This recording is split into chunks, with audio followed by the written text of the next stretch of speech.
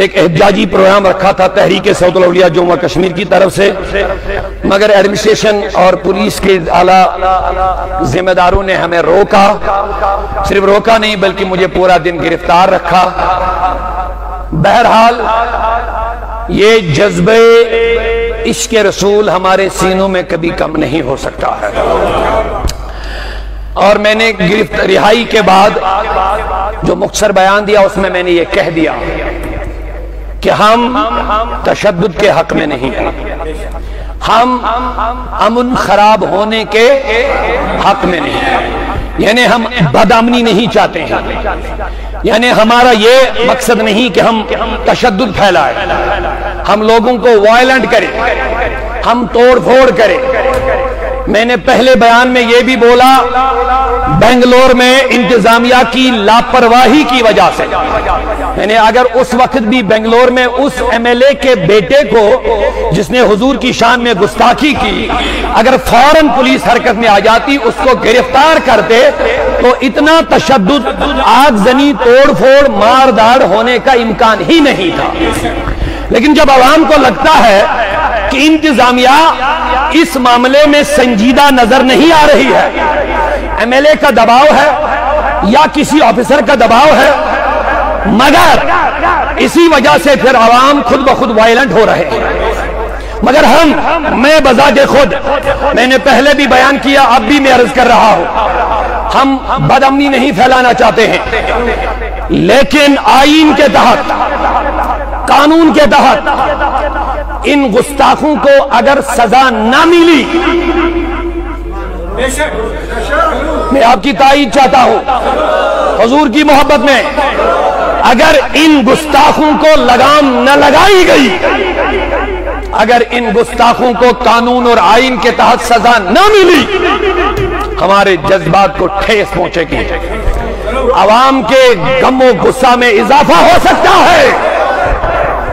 میں نے کہہ دیا ہم تشدد نہیں چاہتے ہیں، لیکن ہم یہ بھی چاہتے ہیں آپ ان کو کچہرے میں کھڑا کر لو، جو مسلمانوں کے دلوں کو مجروح کر رہے ہیں، جو لوگ بلا وجہ اپنی شہرت کے لیے، اپنی سیاست کے لیے ہمارے مصطفیٰ کو ٹارگیٹ بنا رہے ہیں، کیوں؟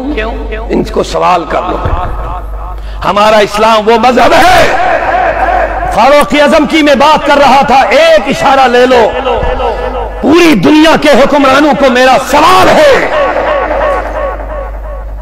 آپ مومن مسلمان نہیں بننا چاہتے لیکن عمر کی سیرت کو پڑھ لو۔ میں آپ کو جبر نہیں کر رہا ہوں کہ تم کلمہ پڑھو، بغیر کلمہ پڑھے تم حضرت عمر فاروق کی سیرت کو پڑھو، تمہیں پتہ چلے اسلام نے ہمیں کیا سکھایا۔ اسی لیے اعلیٰ حضرت نے کہا ترجمان نبی، اگر حضور کو پڑھنا ہے تو فاروق اعظم کی صورت میں پڑھو۔ مصر کا گورنر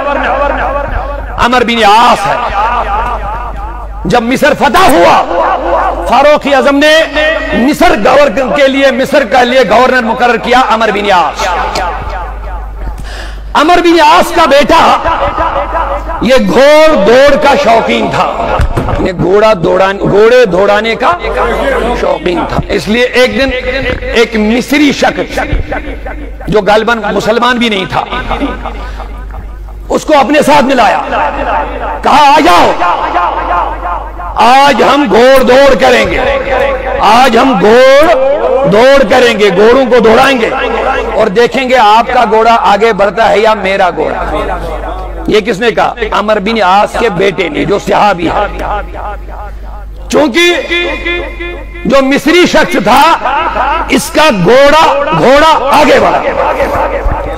جب آگے بڑھا عمر بن عاص چونکہ صحابی اور گورنر کا بیٹا تھا، سنو، اس نے پیچھے سے، وہ درہ ہاتھ میں ہوتا ہے کمچ، اس نے پیچھے سے اس کو مار دیا، اس مصری شخص کو پیچھے سے مار دیا اور کہا تمہیں کیسے جرت ہوئی کہ گورنر کے بیٹے کے آگے تو بڑھا؟ خذ ھذا انا ابن الاکرمین، میں بزرگوں کا بیٹا ہوں، میں بڑوں کا بیٹا ہوں۔ گیا زمانہ، لیکن امیر المومنین اس وقت فاروق اعظم تھے۔ یہ مصری سیدھے مدینہ گیا، بولو محبت سے بولو، فاروق اعظم کی بارگاہ میں اپنی عرضی پیش کی، کہا عمر میں انصاف چاہتا ہوں، واقعہ سنایا، میرا گھوڑا آگے گیا، اسی نے گھوڑ دوڑ کے لیے کہا، اس کو یہ برداشت نہیں ہوا، اس کو اپنے عزت کے خلاف یہ لگا، اس نے دھرا میرے شانوں پہ مار دیا، میرے پیٹھ پر مار دیا، لہذا مجھے انصاف دے دیجیے۔ اب سنیے بات، میری طرف توجہ ہے، اب عدل کی بات ہے، اب انصاف کی بات ہے۔ اسی لیے اعلیٰ حضرت فرماتے ہیں آج کی کچھیریوں کو عدالت مت کہو، کچھیری کہو۔ عدالت اس جگہ کو کہتے ہیں جہاں لوگوں کو انصاف ملے، جب انصاف نہیں تو یہ جگہ عدالت کہنے کے حقدار ہے ہی نہیں، جب جسٹس ہی نہیں۔ تشدد کیوں ہوتے ہیں، اختلافات کیوں ہوتے ہیں، فتنے کیوں بڑھتے ہیں، فساد کیوں بڑھتے ہیں، قتل و غارت کیوں بڑھتا ہے، انصاف ختم ہو گیا۔ فرماتے ہیں فاروق اعظم نے آرڈر کیا مصر کے گورنر اور اس کے بیٹے کو حاضر لاؤ۔ گورنر صحابی ہے، بیٹا صحابی ہے، بیٹا گورنر کا بیٹا ہے، دونوں کو کچھ عدالت میں کھڑا کر لیا اور اس مصری کو بھی سامنے لایا۔ جب تحقیقات کی تو گورنر کا بیٹا عمر بن عاص رضی اللہ عنہ کا بیٹا مجرم قرار پایا۔ فاروق اعظم نے درہ اٹھا کے مصری کے ہاتھ میں دیا، کہا آجا مصری، یہ رسول اللہ کا ترجمان عمر تمہیں کہہ رہا ہے، کوئی گورنر ہو تو اپنی جگہ، کوئی بڑا ہو تو اپنی جگہ، لیکن انصاف کے کچہرے میں عدالت میں جب کھڑا ہوگا یہاں اونچ اور نیچ کا لحاظ نہیں ہوتا ہے،